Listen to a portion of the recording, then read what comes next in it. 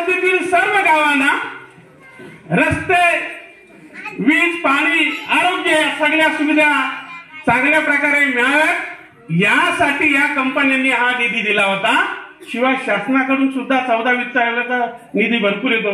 सरपंच साहेब तुम्हाला माहिती आहे, या सर्व पैशाचा उपयोग हा आपल्याला काय केला हा आपल्याला अद्याप कळून सुद्धा दिला नाही। आणि म्हणून याचा कुठेतरी आपल्या मनात राग आहे की आपलाच पैसा, आपला पैसा म्हणजे काय, आपण जी घरपट्टी देतो दरवर्षी ग्रामपंचायतीला, तो आपला पैसा असतो।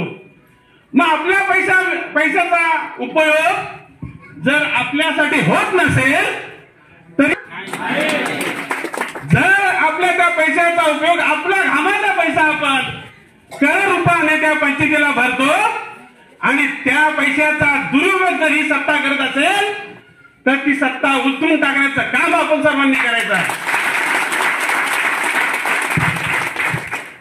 साहेबांचा पापाचा घडा भरलेला आहे, त्यामुळे ही सत्ता निश्चितच या ठिकाणी उलटवून टाकण्याचं चांगलं कार्य आपल्या हातून घडणार आहे।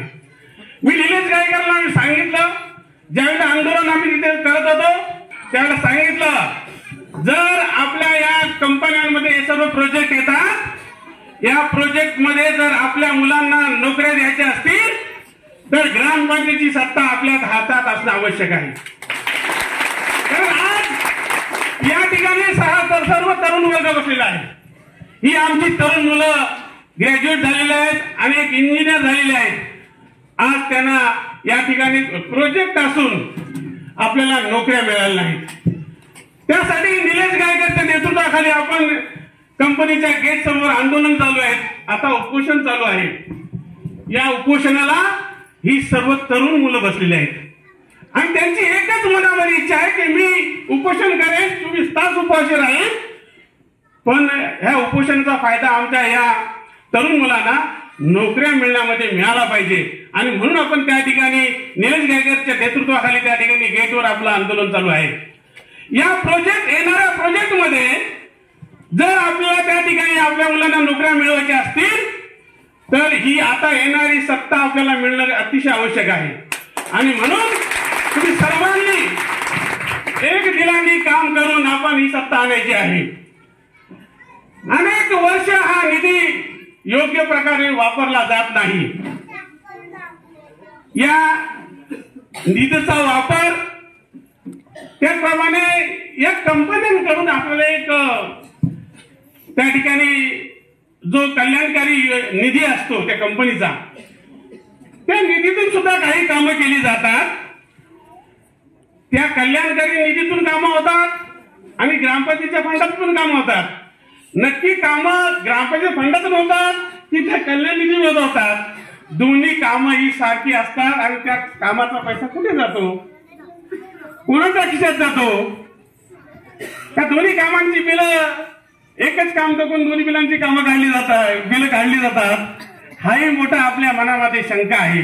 म्हणून हा जो पैसा आहे आपल्याला दिलेला, याचा गैरवापर या ग्रामपंचायतीच्या जी सत्ता आहे त्यांनी केलेला आहे आणि तो आपल्याला त्या ठिकाणी त्याच्या विरुद्ध आपल्याला आवाज उठवायचा आहे। आपल्याला या ठिकाणी या गेलचे जो प्रोजेक्ट आलेला आहे, या प्रोजेक्ट मध्ये आपल्याला जर त्या ठिकाणी ग्रामपंचायत सत्ता मिळाली तर त्या ठिकाणी गेलच्या अधिकाऱ्यांवर हा आपला अंकुश राहणार आहे। आज कित्येक आपल्या प्रकल्पग्रस्तांना त्यांच्या जमिनी गेलेल्या आहेत, परंतु त्यांना नोकऱ्या मिळाल्या नाहीत। 247 लोकांच्या जमिनी गेलेल्या आहेत, खातेदार आहेत, त्यापैकी फक्त आपल्या 23 लोकांना नोकऱ्या मिळाल्या आहेत। आणि ह्या उर्वरित लोकांना अद्यापही नोकऱ्या मिळाल्या नाहीत। आपल्या जमिनी या कंपनीसाठी आपण दिलेल्या आहेत। कंपनीचा मोबदला मिळाला असला तरी आपला हक्क आहे की आम्ही जमीन तुम्हाला दिलेली आहे, आमच्या तरुण मुलांना या ठिकाणी तुम्ही नोकऱ्या दिल्याच पाहिजे। त्यासाठी आपण त्या ठिकाणी आंदोलन करीत आहोत आणि त्या आंदोलनाचा फायदा निश्चितच होणार आहे। बरंच आता कलेक्टरकडे सुद्धा मीटिंग झाल्या, त्या ठिकाणी एक सकारात्मक आपल्याला त्या ठिकाणी कलेक्टरच्या माध्यमातून आपल्याला हे मिळतोय की तुम्हाला निश्चितच लोकांना आम्ही नोकऱ्या देण्याचा प्रयत्न त्या ठिकाणी करणार आहोत.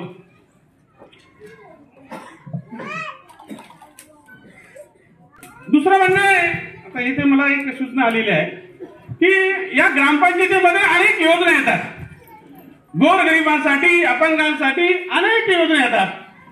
कधी योजनेचा फायदा आपल्याला या ग्रामपंचायतीत मिळाला आहे का?